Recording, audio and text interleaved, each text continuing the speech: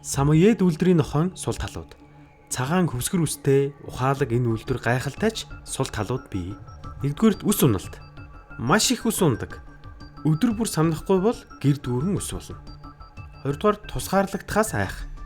Ганцаараа удаан байж чаддгүй, стресстэж, хуцаж тавгүйддэг. Гуравдугаар сэрэмжтэй зан. Гадны хүн рүү хуцах хандлагатай, эрт нийгэмшүүлэлт хийх нь чухал. Дөрөвдүгээрт идэвхтэй.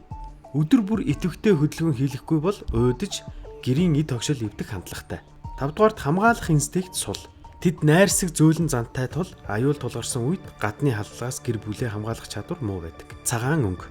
Цагаан өнгө нь өөрөө Монгол орны нөхцөлд сул тал болдог. Амархан бохирддогч бохирдсны хэрээр байнга ойрхон усанд оруулж болдоггүй. Учир нь нохойг ойрхон усанд оруулах нь арьсны тослог хамгаалтыг алдагдуулж, хуурайшил, захтнаа, үрвсэл үүсгэх эрсдэлтэй. Хэрвээ угаах шаардлагатай бол витамины White Dogs шампу тохиромжтой. Энэ үйлдвэр танай амьдралын хэв маягт тохирч байна уу? Fitmin Mongolia